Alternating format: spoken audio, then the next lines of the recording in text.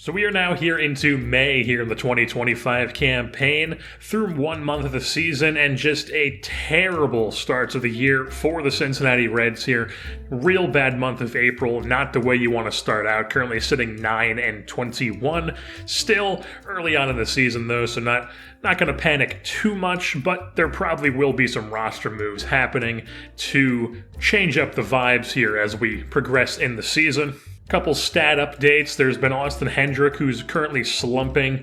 Wasn't even really getting on base when he was hitting well, at least OPS-wise, very early in the season. It was just more so that he had a few home runs and extra base hits that was ballooning that OPS number when it really was basically just his slugging that was doing it because it was so early on. It's very up and down, very easy to influence your OPS number. Well, Jay Allen is also currently on a cold streak, while Johnny Fagan is not. He has actually been very good this season, top 5 in the National League in hits, and then also J.P. Crawford tearing things up here. He is on fire. He's got a 4-digit OPS, best OBP in the entire National League. The Reds hit the road here as they travel out to Denver to take on the Colorado Rockies at Coors Field. They're rocking their City Connect unis. On the hill for the Reds on the day is the flame-throwing right-hander Hunter Greene, making his 7th start of the season. Take a look at the Rockies lineup 1-9 on the day, as well as their starter on the day is their ace, Luis Severino, also making his 7th start of the season. He's been very solid here thus far. Take a look at the Reds lineup as well. 1-9.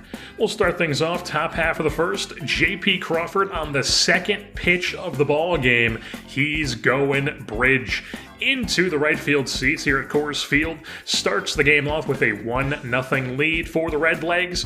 And we now move things on to the bottom half of the first, where things did not start off well for Hunter Greene as he plunks the leadoff man. That's a fastball up and in. Somehow Richie Martin's fine. He takes his base. Then Rafael Devers also draws a walk. So 2 base runners here with 1 out now. CJ Cron whiffs through the big curveball for out number 2, but unfortunately Greene would not be able to get out of it scoreless as Chris Bryant does deliver with a single up the middle. That's going to score a run and make it a 1-1 ball game here. Greene does clutch up though, and he strikes at the next batter in Zach Veen to end the inning, also on a big breaking ball in the dirt. Move things on to the bottom of the second inning, where 2 runners are on, 2 outs. Ground ball over to Taylor Walls, makes a fantastic diving play. I swear, every game he makes like 3 plays that make me go, holy shit, and he just continues doing it. But we move on to the bottom of the 5th now. Still a 1-1 ball game here in Colorado. It's a base knock from Brendan Rodgers, then a ground ball to Crawford. They get 1, but do not double up Cron over at first base. So 2 down, 1 on. Now Chris Bryant at the dish. He's going to hit a ball down the left field line. That stays fair. Rolls into the corner. It's going to be a double, but Cron, not the fleetest of foot, only gets into third base. So second and third now brings up Zach Veen, and that will clear the bases. Drives in 2 runs, makes it a 3-1 lead here for the Rockies. Some 2-out hitting from Zach Veen. Then it brings up Benny Montgomery, and he's also going to hit a ball out to right field. This one gets cut off by Hendrick, but it does score Veen to make it a 4-1 ball game. That would knock Greene out of the game, and Chase Petty enters the ball game now for the Reds. And with Connor Joe at the dish, he hits a deep fly ball to left field, but it will be caught right at the track by Joe Adell for the final out of the inning. But then in the bottom of the 6th, issues remained for Chase Petty here with the control. Walks the leadoff man in Austin Barnes, also walks the next batter in Richie Martin. First and second now here for the Rockies. Then it brings up Brendan Rodgers, who hits a deep fly ball into left center field. It's going to be caught by Merced. Runner will tag up to third base, so now it's runners on the corners here for the Rockies. Brings up their best bat in Rafi Devers as he takes a 1-2 pitch, grounds it past the diving glove of J.P. Crawford. That'll score another 1. They tack on another run. It makes it 5-1 here in this ballgame. TJ Antone then comes out of the arm barn for the Reds with runners on the corners, 1 out, and he would proceed to give up a fly ball to center field. That's going to be a sac fly, scores the 6th run of the game for the Rockies, and they pretty much just just took it to the Reds on this day. They easily beat Cincinnati here at home in their City Connect unis. The final score ended up being 8-2 here over the Reds as the Reds' struggles continue here early on in the season, not the way they wanted to start off the month of May. Chris Bryant picks up Player of the Game honors. He went 3 for 5 on the day with 2 doubles. J.P. Crawford did have that leadoff home run, but not much else was going for the Reds on the day. Green only goes 4 2/3, 8 hits, 6 Ks, but walks 2 and gives up 4 runs. 11 hits for both teams, but just lots of stranded runners for the Reds offense on the day. And before we hop into the next game, let's take a look at what the New York Yankees roster looks like. As you can see, few new guys on there, definitely a bit of a different look to this New York Yankees ball club. Middle infield is now a combo of Anthony Volpe, Oswaldo Peraza, and Willy Adames. For whatever reason, Adames is on the bench versus left-handed pitching. I don't really know why that's a thing, but he is one of their better players. I believe he's the second best overall player on their roster. Former Milwaukee Brewer, this is his first year as a member of the Bronx Bombers. They signed him to a 3-year deal in the offseason. They also brought over Jeff McNeil and Dominic Smith from the New York Mets. They came over to the other side here in the American League. Well, they obviously still have Giancarlo Stanton, who is 35 years old now, and he's been consistently one of the best power bats in the American League throughout this series. And then on the pitching side of things, they still have Luis Castillo in their rotation. They keep bringing him back. And then they also have Aroldis Chapman as a member of their bullpen as their closer. Still, definitely overall a weaker bullpen than they have to start in this game. Now back here at Great American Ballpark, the Cincinnati Reds playing host to the New York Yankees in some interleague action. On the hill for the Yankees on the day is their ace, the right-hander Garrett Cole, making his 8th start of the season. Take a look at the Reds lineup on the day, listed 1-2-9. J.P. Crawford in the leadoff spot for the Redlegs, while on the hill for them is the left-hander Ryan Weathers, making his 3rd start of the season since moving to the rotation from the bullpen. Take a look at the Yankees lineup on the day as well. We'll start things off top half of the first inning. Here with 2 outs, Giancarlo Stanton chops one down the first baseline. Fagan showing off some range to his left there. Flips it to the covering Weathers. Move things on bottom of the first inning. J.P. Crawford starts the game off well for the Reds once again. This one's going to hop up over the fence. A ground rule double, but unfortunately, nobody would be able to drive him in as they commit 3 quick outs. Hendrick grounds out for the 3rd, and it's still scoreless through 1 inning. Move things on top of the 3rd. Weathers works a 6-4-3 double play. Walls to Crawford to Fagan, and it's still scoreless through 3. On to the top of the 4th now. It's Giancarlo Stanton going down the right field line once again, but this time Fagan cannot get to it as the runners were shifted, and the fielders were shifted rather, I should say, and he's able to pick up a 2-bagger. Then it's going to bring up Dominic Smith, who bloops one into left field. Sets up runners on the corners here for the Yankees, but Peraza would then ground into an around-the-horn double play as Weathers gets out of the jam and keeps it scoreless here in Cincy. Top of the 6th, Giancarlo Stanton going to right field once again. And this one's going to get over the leaping glove of Fagan, up against the wall, but Hendrick gets to it so quick it's only a single. Then it's Anthony Rizzo hitting a ball out to right center field. That's going to land in between Merced. He's able to get to it, but Stanton does go first to 3rd. And then with 2 outs, it's Peraza grounding one through the right side. That's going to get through and score a run, so the Yankees do strike first as it makes it a 1-0 lead here for the Bronx Bombers. So Chase Petty enters the game for Cincinnati with 2 on, 2 outs, and he walks Aaron Hicks. So bases are now drunk here for the Yankees, and it's going to be a ground ball by Volpe that gets past the diving glove of Fagan. That's going to score a run. They try to score 2, but the throw from Anderson in right field, or that's not Anderson, that's Austin Hendrick, the rookie, with a bullet from right field, guns the runner Peraza at the plate, and the Yankees only managed to tack on 2 in the inning. Now in the bottom of the 7th, we check in with the Reds' bats, where they haven't been able to do much against the ace, Garrett Cole. But here in the 7th, Jonathan India gets things started off with a base knock. Then it brings up Zach McKinstry. India running on the play. He's able to get over to second with 1 out. Swinging bunt from McKinstry basically works as a sack. Miguel Castro will now commit out of the bullpen.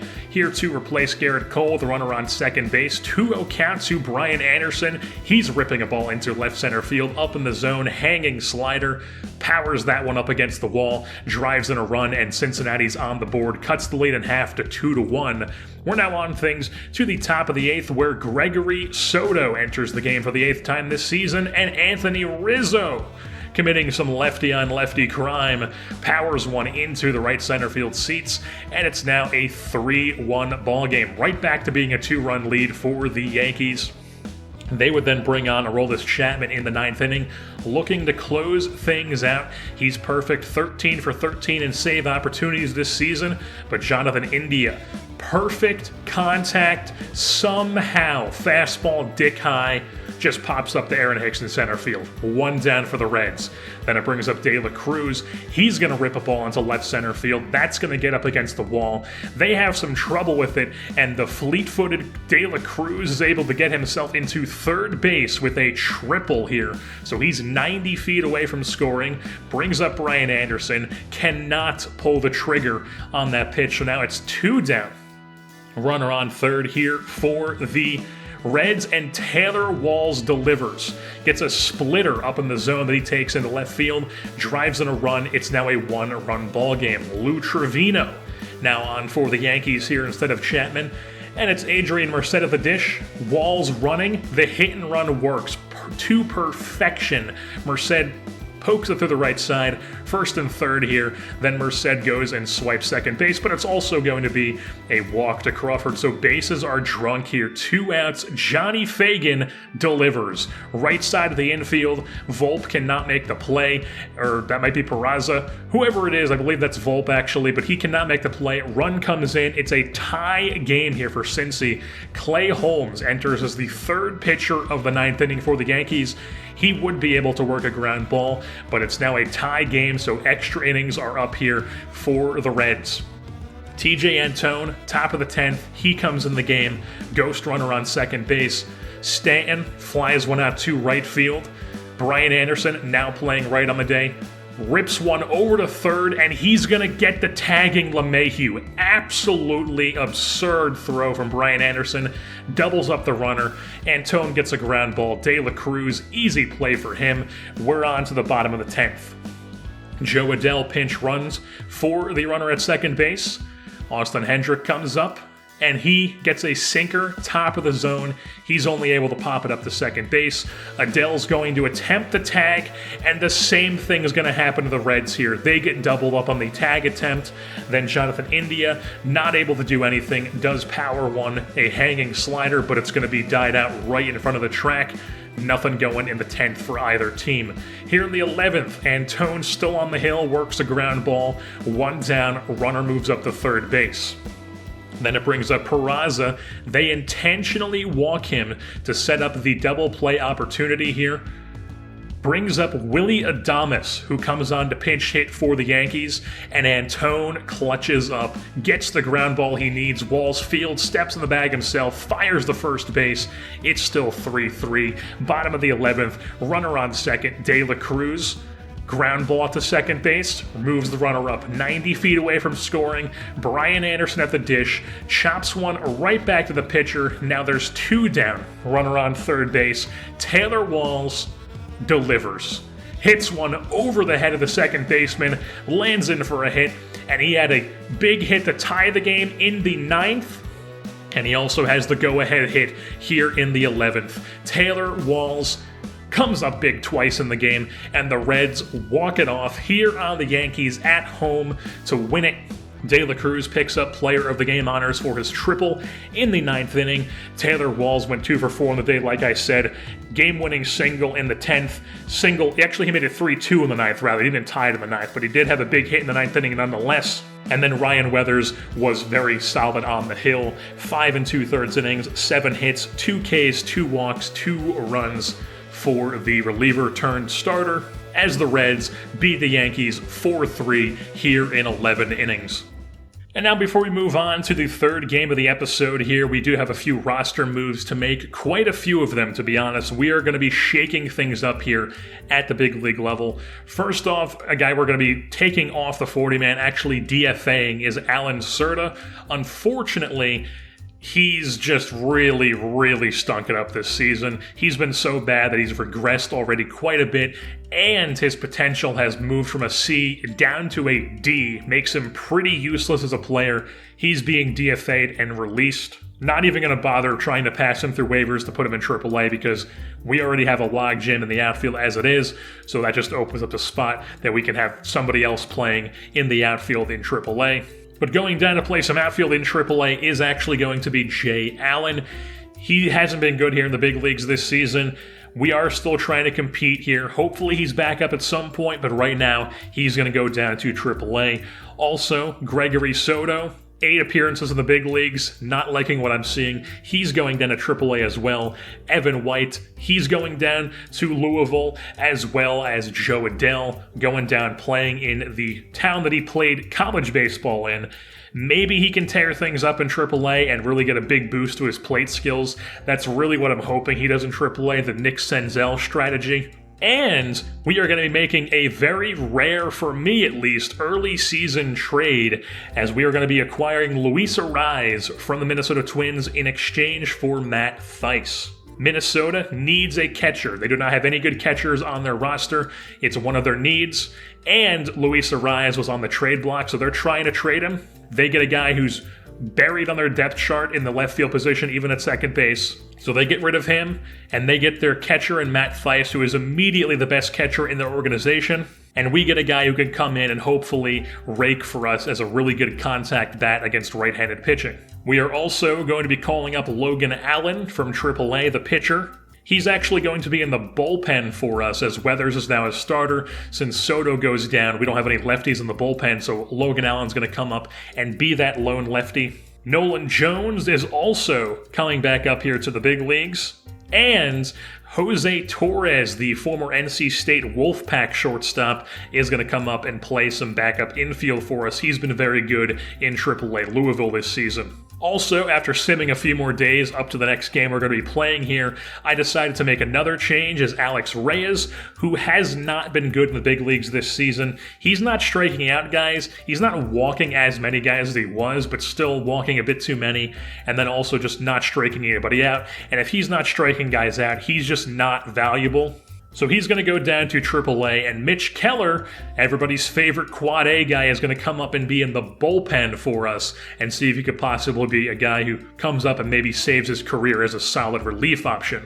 Well, we are about to take on the Washington Nationals, and there's not too much interesting about their roster because they're the Washington Nationals, but it is worth mentioning that they did bring back Juan Soto. They signed him to a big deal. He is signed through 2031, so he is a long-term member of the Washington Nationals. But since they are the Nationals, their roster is basically just a bunch of veteran scraps that they surround him with because they just hate playing the young guys, apparently, and they have to surround him, like in real life, with guys like Alcides Escobar. But in this universe, they surround him with a bunch of guys who even we don't want, who were just scraps from our teams, like Mike Moustakas. He's on this team. So is Kyle Farmer. And then they also have Tommy Pham in AAA. Well, if we take a look at their pitching, if you remember in the offseason, Jack Leiter was the number 1 pick in the Rule 5 draft because he was so bad with the Rangers through 3 seasons. They just took him off the 40-man. The Nationals took him, and he's actually been pretty okay this season. Definitely the best, on pace, I should say, to have the best season of his career so far, but it is only through 9 starts, so probably shouldn't really be saying that too early on here. The Reds back on the road here to take on the Nationals in the nation's capital, and pitching on the day for them will be Yoan Adon, I believe is how you say that. Almost sounds like it's an Italian saying, Yoan Adon, what we doing here, huh? Tony Gonsolin's going for the Reds on the day, making his 9th start here in 2025. He's been very good early on in the season. So bottom of the first inning, it's going to be a ground ball worked by Gonsolin. 4-6-3 double play to make it 2 outs in the inning, and then it would be a ground ball over to first to get out of the inning as Soto grounds out. So move things on top of the third here. Nolan Jones getting the start on the day, and he's going to poke a ball out to left center field. A little flick job there. Goes and gets it into the gap. That's a leadoff double for him. Then it brings up Brian Anderson, who gets a cutter up in the zone, takes it at the deep left field. Attempting to tag up here is going to be Jones, and he is going to be nailed at third base. So he's doubled up, 2 outs in the inning now. Adrian Merced then lines one right at the shortstop. Lucius Fox, who makes the play for out number 3. Move things on, bottom of the third now. J.P. Crawford showing off the range, making the diving play to rob Andrew Kisner of a hit there. Move things on top of the 5th, and it's Johnny Fagan hitting a ball into left center field. He's going to hustle his way to second base, slides in feet first for the 1-out double, brings up De La Cruz, who then grounds one right side. Diving attempt from the second baseman, not going to be able to snag it, so it's runners on the corners here for the Reds on the day as De La Cruz extends his hitting streak to 11 games, brings up Jones. De La Cruz goes, swipes second base. Now there's 2 runners in scoring position here for the Redlegs, and Nolan Jones would proceed to strike out. So now 2 down, 2 on, brings up Brian Anderson, and he comes through, bloops one over the head of the second baseman. That's going to drive in 2 runs as the Reds strike first in this, and they take a 2-0 lead here in the 5th inning. Move things on top of the 6th. Taylor Walls, everybody's favorite player, bloops one into center field. That's going to be a leadoff hit for the shortstop. Next batter up is Luis Arraez, the newest member of the Reds. He grounds one over to first, moves Walls up 90 feet into scoring position. Now it's J.P. Crawford at the dish, and he's going to poke a ball over the head of Fox at shortstop, moves Walls up to third base, and it's now runners on the corners here as Josiah Gray, the former Dodgers prospect, comes in for the Nationals. And with runners on the corners, it is Tyler Stevenson who rips one into right center field. That's going to get up against the wall, and it's going to score 2 runs for the catcher. It's a 2 RBI double. It's now a 4-0 lead here for Cincinnati. Brings up Johnny Fagan, pitch to him, gets in the dirt past the catcher, allows Stevenson to move up 90 feet, and then Fagan would hit a pop fly into center field, much deep enough to tag up the runner Stevenson from third and make it a 5-0 lead here for Cincinnati. Move things on, bottom of the 6th inning, Caden Parra grounds one up the middle, and Taylor Walls, what did I say about him? Every game he makes at least one play that makes my jaw drop. I can't talk because he's so good. I mean, just look at the replay here. Insane diving play. Taylor Walls, forever. Top of the 7th, Nolan Jones. Maybe this is what he needs to get started. An absolute pimp job into the upper deck in right center field. Absolutely pissed on it. Probably went about as far as his home run did in real life that he hit into the fountain in Kansas City. Looks like it went a little bit less than I believe the fountain one was like 450 in real life. But move things on, bottom of the 7th, Logan Allen entering for the 5th time this season. He's been very good in the bullpen in limited time, but for whatever reason here, the Nationals are going to beat up on him a little bit. It is Luis Garcia, leadoff single for him. Next batter up, Keibert Ruiz, the catcher. He's also got a single, so back-to-back base knocks here for the Nats. First and second, nobody out. Brings up Mitchell. He powers one into right field. This one's going to get over the head of Anderson. That's only going to score 1 run, though, as the runners had to tag up and make sure it landed for whatever reason. I thought Anderson was going to get to that. So only 1 comes in there, but then it would be a ground ball from Kisner. That drives in a run. Makes it a 6-2 lead now for Cincinnati. And then it would be Parra comes up, pokes one through the right side. That drives in another one. Lead is now cut in half at 6-3. Then it brings up Fox as Parra steals second base, gets himself in a scoring position. Fox works ball 4, so now it's first and second here for the Nationals. That would end Logan Allen's day. DeAndre Foster comes out of the bullpen here for the Redlegs as he tries to get out of the inning, limit the damage here. Line drive from Soto right at the left fielder. It's caught. He stays on for the 8th inning, and he would be solid. Strikes out Garcia for out number 2 on the splitter, and then also looking on the splitter, Keibert Ruiz, he's a pair of shoes up there, goes down. 2 strikeouts for Foster, move things on to the 9th inning. Lucas Sims comes on looking for the save. He's back in the closer spot, and he would do what he does. Works a 1-2-3 inning, shuts the door on the Nationals, Logan Allen a bit shaky in his appearance, but overall a very, very solid showing from the Reds team as a whole. 6-3 is your final, as the player of the game honors go to Tony Gonsolin for his start on the day. 6 innings pitched, 5 hits, 2 Ks, no walks, and no earned runs. Nolan Jones with the bat showing up, 2 hits on the day, a home run, and a double, while Tyler Stevenson also went 2 for 4 on the day, and then Johnny Fagan also had a double. With that being said, that's going to wrap things up here for this edition of the Cincinnati Reds franchise here on MLB The Show 22. I've been your host, Jersey Born, and I am saying the New Jersey Devils are going to sign Johnny Gaudreau, and they're going to give an extension to Jesper Bratt. Stop sitting on your hands, Fitzy. Give the man his money.